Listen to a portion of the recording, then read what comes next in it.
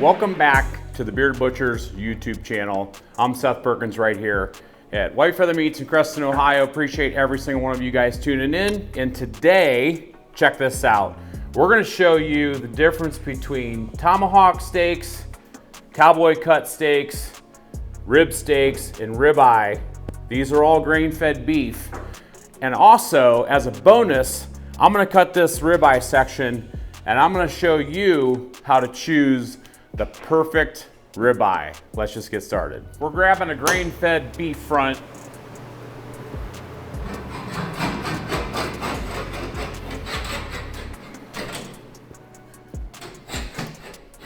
I already have this marked between the 5th and 6th rib.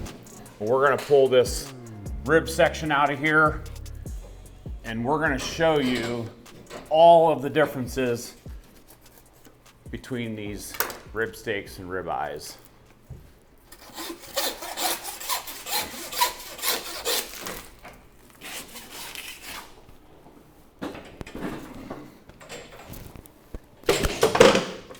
An entire grain-fed beef rib section has the long, short ribs on it and the plate. And we're gonna break this down. So we're gonna start with a long bone rib section.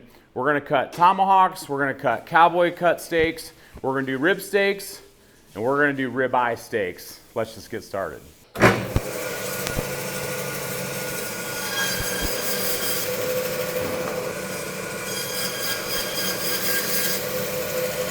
So the first step is we want to take just a small portion of those bones off those ribs, because this is the bone that we're going to end up with for our tomahawk steaks. So that's where we start, just by trimming some of those bones off. Now we're just going to prep this rib for the tomahawk rib section. This is the more challenging part right here, cutting these vertebrae bones off.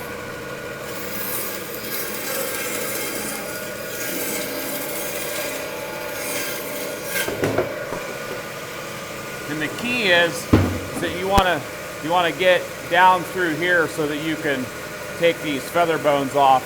So I need to do just a little bit more trimming.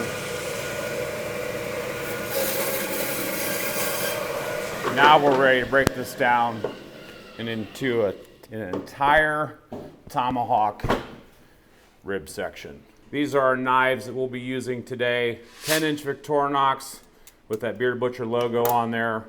8-inch Victorinox, same Bearded Butcher logo. And then of course, our 6-inch semi-stiff Victorinox, all available on our website. So first thing we want to do is we just want to start by removing these feather bones. Just go down through, taking these off. So it's gonna be pretty cool because you're gonna get to see me cut this whole entire tomahawk section, and then you're gonna see me break it down into tomahawk steaks, and then down even further into cowboy steaks, and then down even further into rib steaks, and then down even further into ribeye steaks. So should be pretty cool. Next thing we wanna do is just peel this membrane off these ribs. Just use my meat hook to get underneath that membrane and just pull it all off of there. Just makes a cleaner cut once they're cooked.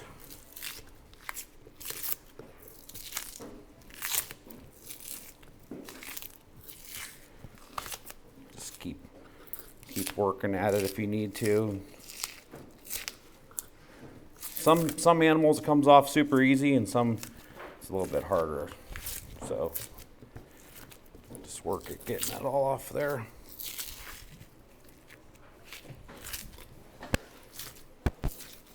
All right, now what we want to do is this meat right here on the tops of these ribs, we want to take this off. Some places they leave all this excess meat on these bones. We prefer to take that meat off and make a nice clean bone on our tomahawk. But so what I want to do, so if you see this ribeye right here, I want to start typically about 1 inch to 1.5 inches above that ribeye section right here.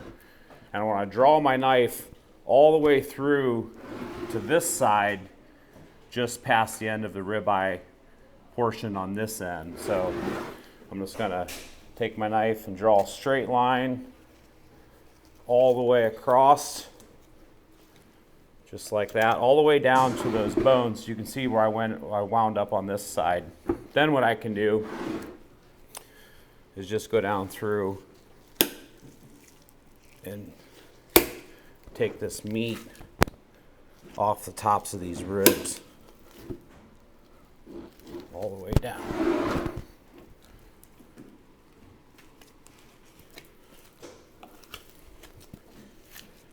And once I get this meat off these ribs, I will take the lifter meat off the back of the rib section, and then we'll cut these into some steaks. So the first portion is just taking that meat off. So now what I want to do is I want to pull this lifter meat off, just the lifter meat. Get all the way down to that yellow cord. Now I just take my knife and work this yellow cord out.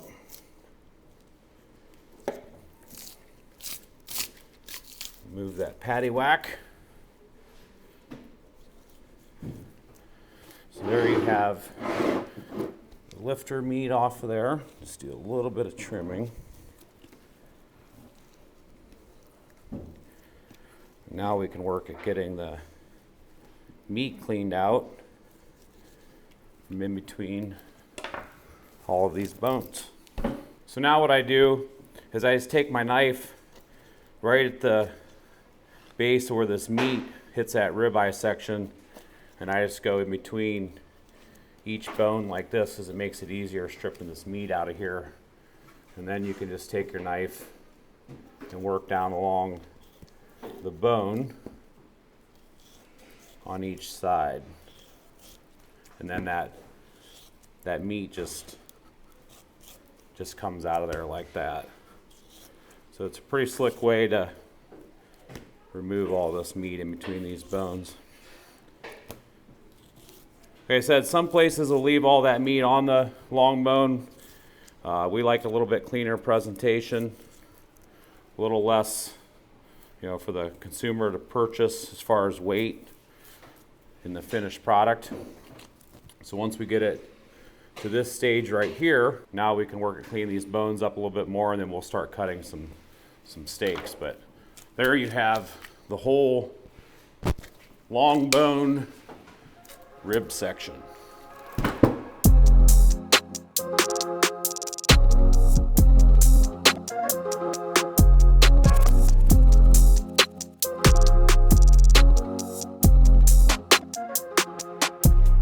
Ten-inch Victorinox. I'm going to take a tomahawk off of each end of this rib section. So this portion right here is the ribeye that's closest to this chuck right here that I cut off.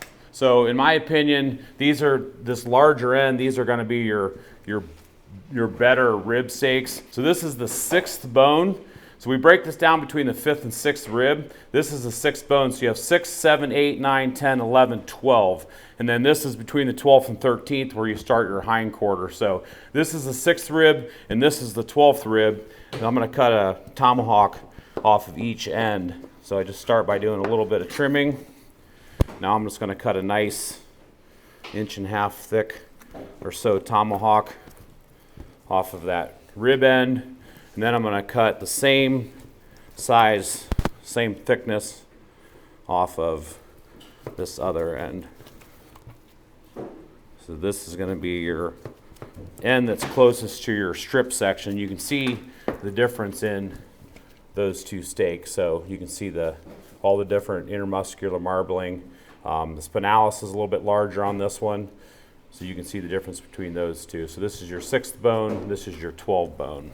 A little bit more cleaning on these, just for presentation when you cook them. A lot of people say, why would you, they call this an overrated steak, and why would you spend the extra money for the bone?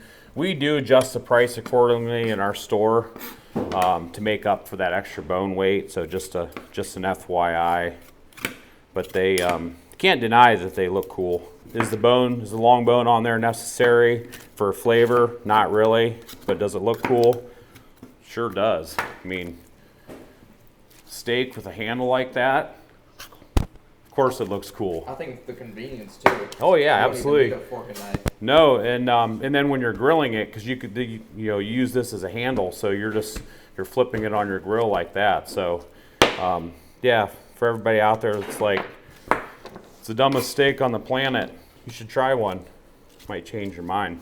Meat and spices have gone together for centuries, and for well over 2 decades, the Bearded Butchers have been formulating our proprietary spice blends right out of our home butcher shop here at White Feather Meats. So we have over 10 different unique flavors of spices that you can put on your steaks and all your grilling items in both shakers and in bags. And we have a ton of our sausage and bratwurst recipes available, along with all the other ingredients that we have for your DIY products. So visit us at beardedbutchers.com or look for us in a retail outlet near you. We're in over 3,000 stores nationwide, and I'm certain that you will love the products you find from the Bearded Butchers. Next up, we're gonna do some Cowboy style rib chops. Before we get started on that, I do want to talk a little bit about our algorithm right here on YouTube. A lot of people have been telling us that our videos aren't in their suggested portion of YouTube any longer. We're not sure what's going on, whether it's some suppression on our channel. But if you could do us a favor, it really helps if you comment on the video, share it on social media, like the video, subscribe to our channel. That helps the algorithm. That gets the word out about more meat eaters, more carnivores, because we need a few more of those on this planet. But if you could, yeah, just do us a favor, help us with that algorithm. Let's boost this video. Appreciate it. Let's get started. So for a Cowboy style, we take these long bones off and we leave about 1.5 inches of bone on the end of this rib section, just like that. So now what I want to do, I'm going to do the same thing again. I'm going to take one off of this end, and that's your Cowboy cut with just that little portion of that bone on there, which this happens to be my personal favorite steak on the planet. I love these steaks. I love that little portion of bone on there. Nice thick cut Cowboy style rib chop. So do the same thing on this end. And there you have 2 beautiful Cowboy style rib steaks. Next up are the rib steaks. Now we can take this bone completely off. Now that that bone's been completely removed, we're going to cut some rib steaks. I'm going to cut these about 1 inch to 1.25 inches thick.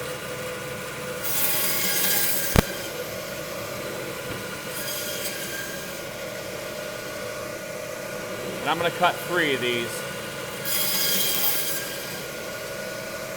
Before I move these to my table, I do want to use our bone scraper and just remove some of that bone dust on these to make them nice and pretty. Isn't that a gorgeous rib steak?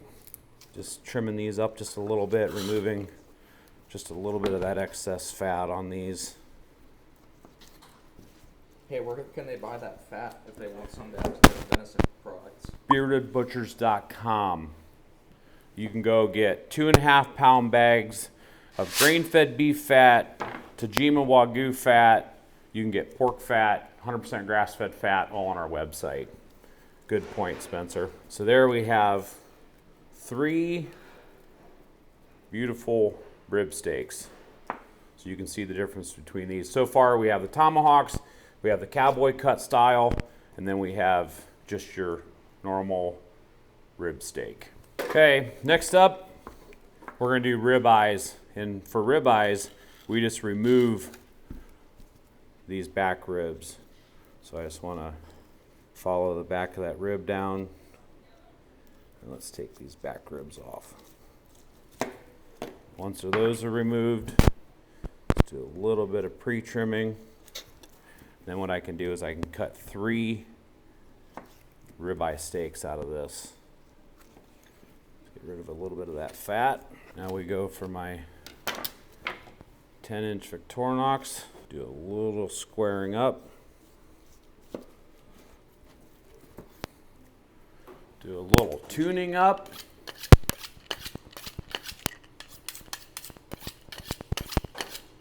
Honing. This is called honing, not sharpening. I'm not removing any metal material from my knife blade. All I'm doing is rolling that edge back into place. So it's called honing, folks. Now I'm just going to go down through and cut 3 nice ribeye steaks. Perfect. Let's add these to our table.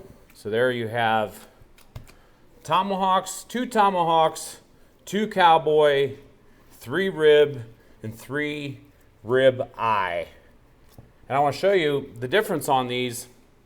So this is that spinalis that we talk about, that ribeye cap. And you can see as we go down through here the shape of it. But as you move different portions of the rib section, that spinalis is larger than others. But it's also interesting to see the different types and the different shapes and the intermuscular fat marbling throughout this whole rib section. So like this 6th rib steak right here, you can see how it's just has different fat and stuff in it. And then this one, you can see it's a lot leaner. It's up towards that strip end. So what I want to do next is I want to take a ribeye section and I want to cut it up, and I want to show you which steak I would personally choose if I went into a grocery store and I looked on their shelf. So next up, we're going to cut an entire ribeye section, and I'm going to pick what I would call the perfect steak. But this is pretty cool. So laid out right here in front of you, you have 4 different types of steaks from that one beef rib section. Just wrapping up prepping this ribeye section so I can show you, in my opinion, what the perfect ribeye is. Let's cut some ribeyes, and I'm going to show you which one is my personal favorite. So this is the strip end. So this is where this rib section down here, right there, however that goes, meets the strip section, and this meets the chuck. So this was right there. So you have the chuck end, you have the strip end. Let me show you what I prefer. So I recently did the carnivore diet for the entire month of January, and I ate a few ribeyes during that carnivore diet because something you would crave is a good steak with some nice fat. So that was my go-to steak, was a ribeye. But as you can see as I'm cutting these, there's some gristle in here, there's this fat seam in here, and then there's this spinalis on the outside. Pretty decent intermuscular fat. There's quite a bit right here on this tail. But as we go down through, and keep in mind that we're cutting this from the strip side down to the chuck end. But as you keep going, you can see the shape of the inside of these steaks change a little bit. You start paying attention to this when you go to the grocery store, and you'll be able to choose a steak that you're going to enjoy just a little bit more over the others. The grocery stores and butcher shops might not be too happy with me because they're going to wind up with a bunch of the ones people don't want left in their meat cases. But right here, when you get down to this chuck end, that spinalis gets quite a bit larger, and this is where the real dandy steaks start coming into play. See how those change? So if I pick one up from this strip end and I compare it to the one with that chuck end, see how much different they are? And something I learned on the carnivore diet is I would grill a steak and I would eat the entire steak.